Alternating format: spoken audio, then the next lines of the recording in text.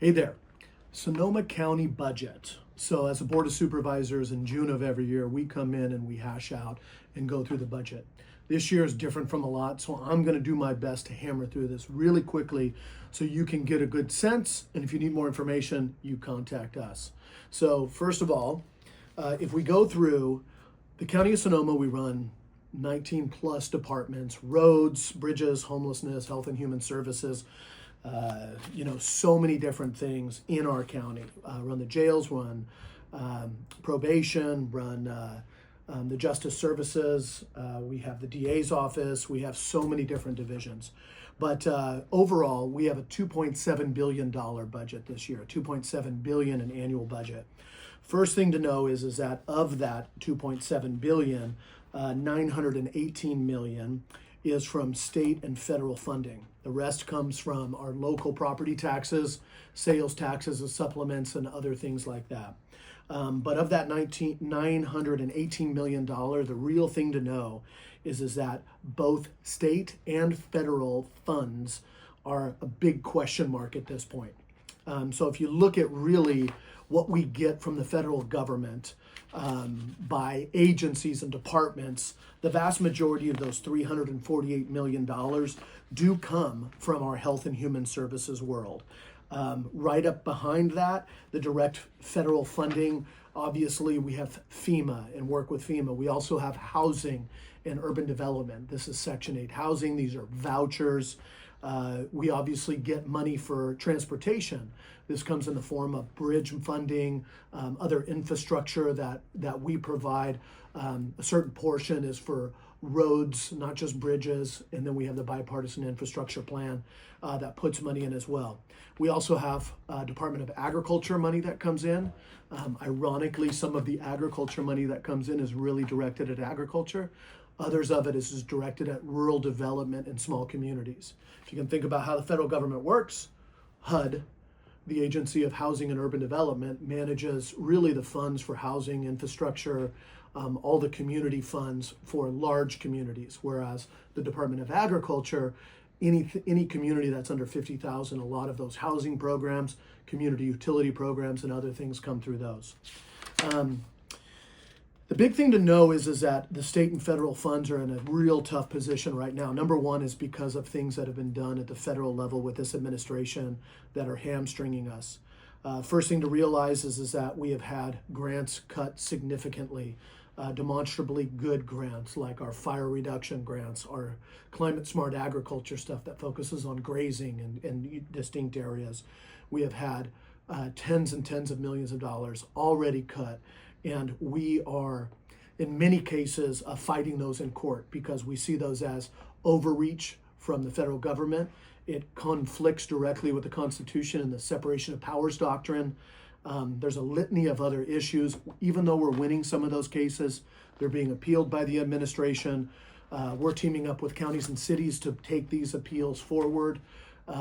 But the problem is that they are still holding those funds in abeyance, which means even if they lose a case, they're not putting them out there. This is the difficulty with what we're dealing with in the federal administration, which is moving towards autocrat activity. These are even funds that have been allocated, like FAA funds, Federal Aviation Administration, and put into an entitlement program that we get to use them for runway maintenance and safety at the airport, wildlife fences, other things like that. And now they are including language that says we have to do specific things under DEI programs and ICE cooperation. And a lot of it is very gray still. This is the difficulty, is they're putting language in that is beyond the scope of what Congress and past president has applied. And so we're fighting that. But outside of the political battle, the big thing for us is that here, getting $348 million into the county from the feds every year, we have to be in a position where we are prudent and we are smart because we have a healthy property tax system, but we're going to have to decide where cuts come, how they come, what changes we need to make, and what things we fight. So at the state level, just kind of going through this as well, is where the federal is just under $350 million. This year, the state funding is $570 million. For folks who don't know, the vast majority of money that the state provides in its budget of $300 billion, around that area, goes into health and human services programs and education. But we also have significant funding that is coming in the form of that $570 million. 150 of it is for health. 200 million is in human services, so that's about 60+% of the whole pot. Then we have funding for justice services, which includes our jail management, our population, not just incarcerated population, but our probation and other things in that world. And then we have money in the form of roads and transit that comes in from the gas tax, and also capital grants and things like that that come in for different things specified, like our new courthouse and whatnot. At the state level, that $570 million is also another thing that that we are looking at where cuts could potentially come, because the projection from the Legislative Analyst's Office at the state level is that next year, budget year 26-27, upwards of $15 billion shortfall at the state. Once again, 15 billion plus in 27-28, and then back towards 10 billion in 28-29. What does all this mean? It means that we are in difficult budget years. In communities like Sonoma and Marin, if we're talking about our north coast here, we have healthy property taxes because we have medium population counties and high property values, and therefore high property taxes.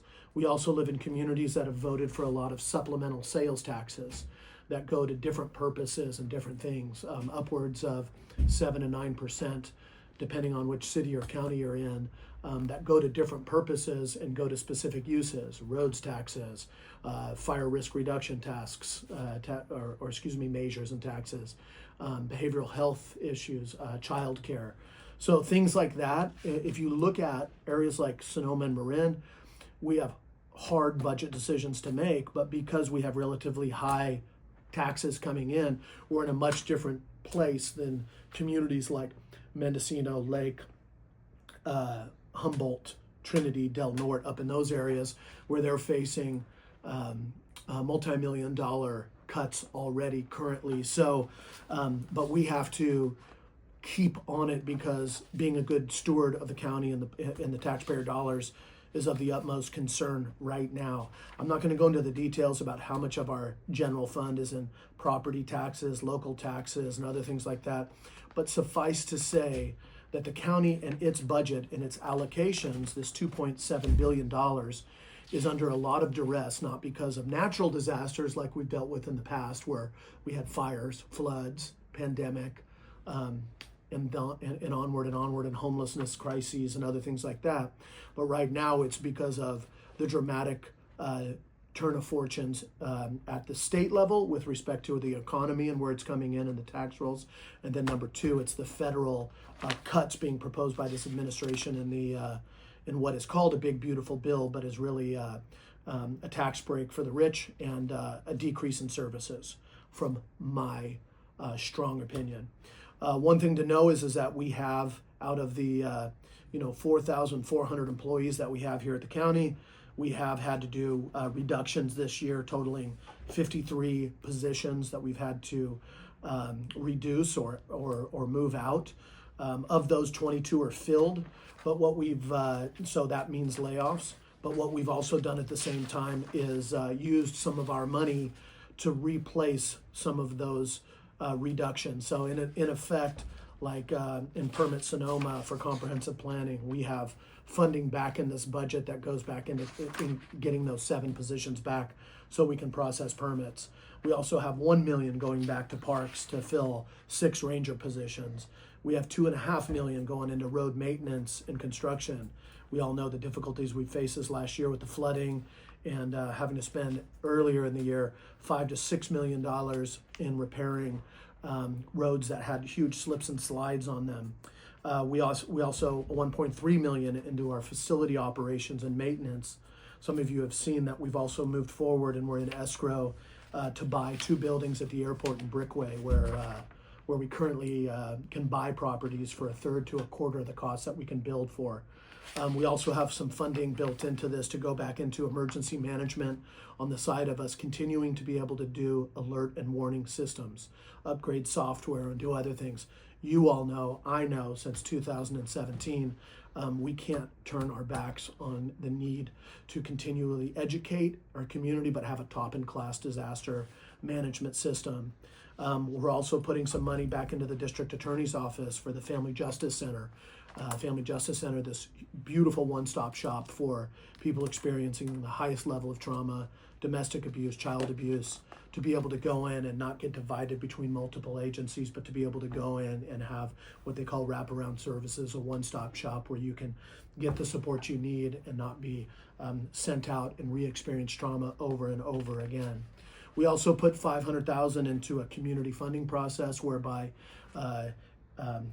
community-based organizations, nonprofits can put in for that funding. We put $500,000 in earlier this year towards immigrant services to know your rights, but also deportation defense and other things. And then we have a policy to continue to put money into our FEMA audit reserve.